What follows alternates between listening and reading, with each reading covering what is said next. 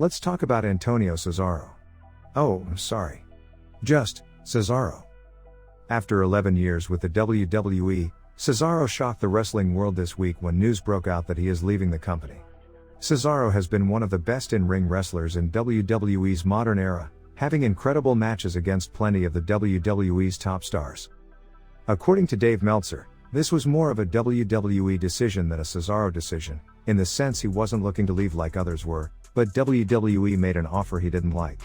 And as with every other superstar who leaves the WWE, fans once again are asking the same question: should Cesaro sign with AEW? Cesaro's main strength has always been his in-ring skills, being pound for pound one of the strongest men in the company.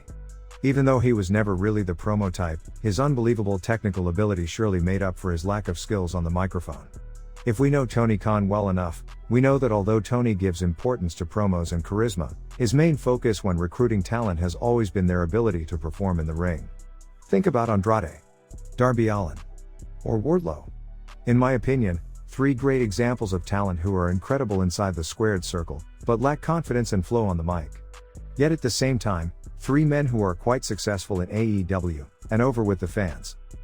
Cesaro joining All Elite Wrestling would give us the opportunity to see some dream matches, and get the opportunity to see him shine and thrive on his own. I'm sure Cesaro would love to revise his gimmick, and give the fans something fresh and exciting.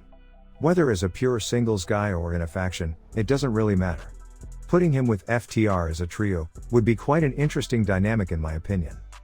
To this day, it still boggles my mind knowing that Cesaro never got the opportunity to get a run with the WWE or the Universal Championship. How could Vince and his team deny the fans and Cesaro himself of such an opportunity? This is something which still annoys fans, yet WWE never gave the people what they wanted. I'm not saying Cesaro joining AEW would automatically result in him being in the main event scene. There are a number of other wrestlers with a bigger name than Cesaro, and it would make more sense for them to get an opportunity before him.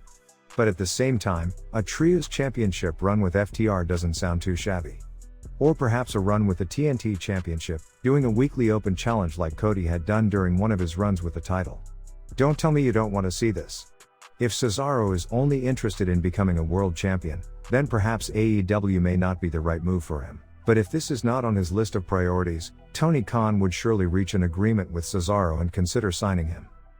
Let's all keep in mind that Tony Khan lets his wrestlers work in other companies, unlike WWE, whose main agenda for the last number of years has always been to monopolize the wrestling industry.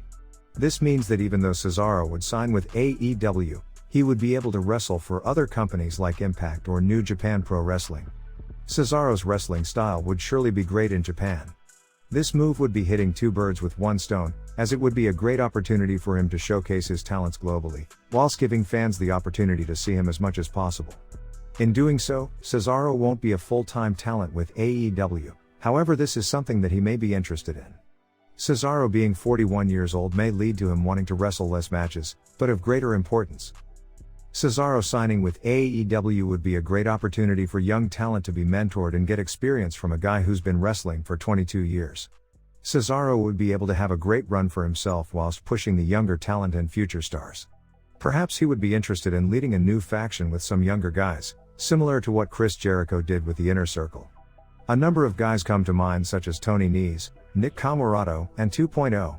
Especially if Daniel Garcia leaves the trio to join Moxley and Danielson. That's quite a strong stable right there, and it would give the younger guys more meaningful TV time, instead of matches on Dark and Elevation. The main issue with Cesaro joining AEW is the fact that their roster is already filled with amazing talent who unfortunately aren't really being used. Obviously, not everyone can be in the spotlight at the same time, but Tony Khan really needs to start being picky with his signings at this stage, and he cannot bring in just any wrestler. However, Cesaro isn't just any wrestler.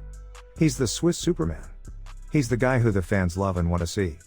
And whether we see him in AEW, or any other promotion, I'm sure you can all agree that we wish him the very best of luck.